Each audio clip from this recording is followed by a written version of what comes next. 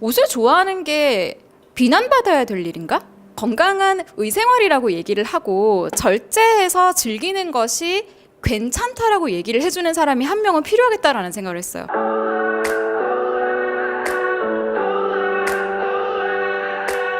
저는 아까도 말씀드렸다시피 쇼핑 중독자였어요. 저는 어릴 때부터 옷을 되게 좋아했어요. 뭔가 아름다워지는 것. 강의 준비를 하거나 그 대학원 다닐 때도 수업 준비를 하는 것보다 인터넷 쇼핑몰 들어가서 그렇게 옷을 많이 봤어요.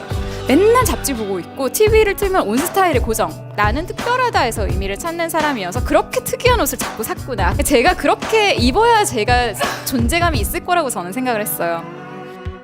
근데 내 컬렉션의 컨셉이 불분명하니까 멀리 봐도 만족스럽지가 않은 거죠. 내 옷장에 내가 없어. 제가 계속 옷을 샀던 이유가 아무리 옷을 사도 내게 아니었던 거예요. 정체성이 내 옷장에 없었습니다.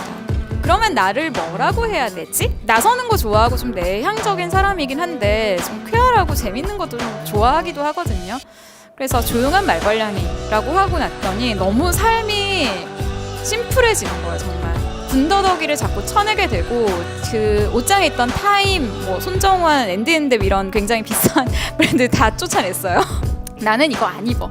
멋있다는 말을 듣게 된 그 시점이 제가 남의 시선을 생각하지 않고 나만 생각하면서 옷을 입기 시작하던 시점이었어요.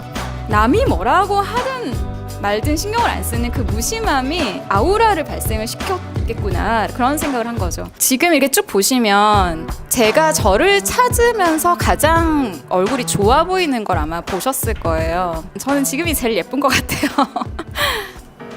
잘 먹는 사람이란 어떤 사람인가 라고 했을 때 인스타그램에 이런 사진이 있죠. 잘 먹다를 자랑하는 사진들, 방금 올라온 그런 사진 속에 있는 음식을 먹는다고 해서 우리가 잘 먹는다라고 하지 않는다는 걸 우리는 이제는 알고 있어요. 그래서 잘 먹는 사람이란 어떤 사람인가 라고 했을 때 자기 몸에 맞는 건강한 음식을 절제해서 즐기는 사람이다. 요약하면 건강한 식생활을 향유하는 사람이죠. 자, 그러면 옷은 이런 옷을 보면서 나는 저거를 못 입어 라고 생각하는 사람들이 먹는 사진을 보는 사람들보다 훨씬 더 많을 거예요. 아직도 저런 사진들이 자랑의 도구로 사용되는구나. 그래서 이분들은 인스타그램에 자랑할 옷이 아닌데 이분들 옷을 잘 입고 있는 거죠. 자기 문화라든가 자기 기후에 맞게. 그래서 입다도 먹다처럼 생활이라는 거를 알고 있기 때문에 방금 인스타그램에 올라온 사진 같은 그런 옷을 입는다고 해서 우리는 옷을 잘 입는다라고 생각할 필요가 없다라는 거죠.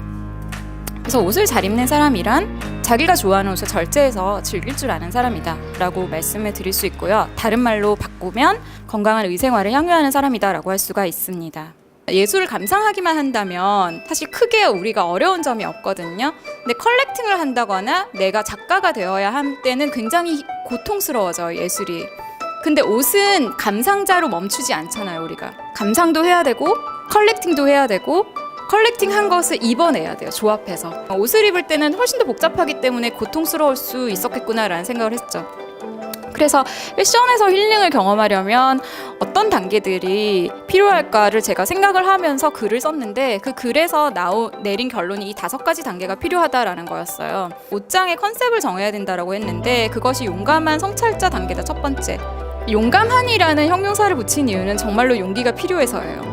자기를 돌아보는 게 사실 굉장히 고통스럽거든요. 제 옷장에 있는 옷들을 한번 찍어본 거고요. 한번 그 옷장 정리를 하실 때 다 찍어보세요. 내 옷장에 이렇게 옷이 많았구나, 이걸 보게 되고요. 그 다음에 이 옷은 스타일링하기가 참 불편했겠구나, 이게 되게 객관적으로 보여요. 그리고 내 옷장에 참 뭐가 없구나, 이것도 보이게 되고요. 두 번째는 냉정한 감상자라는 단계인데요. 사지 않고 보는 거예요. 어떤 것이 스타일리시한가. 그래서 미술품 컬렉터들도 사실 컬렉팅을 하기 전에 굉장히 열심히 공부한다고 하더라고요. 근데 우리가 옷을 살 때는 그렇게 하지 않기 때문에 일단 사기부터 하기 때문에 아까 많이 버린다 이런 말씀하셨는데 정말 많이 버리게 되죠. 그래서 세 번째 단계는 컬렉팅을 하는 단계인데요. 1번과 2번이 잘 되어 있는 사람이 스마트하게 사는 그런 단계가 된다라는 것이고요. 그 다음에 네 번째는 우리 쇼핑 다 하고 나서 쇼핑백 들고 집에 들어가면서 항상 하는 고민이 머릿속에 말풍선이 뭐예요?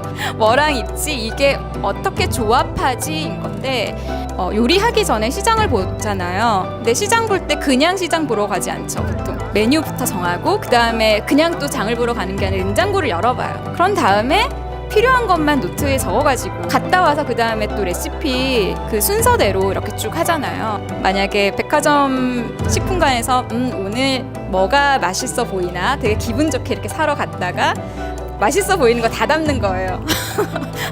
우리가 옷을 입을 때는 방금 제가 말씀드린 그런 과정을 되게 많이 반복해요.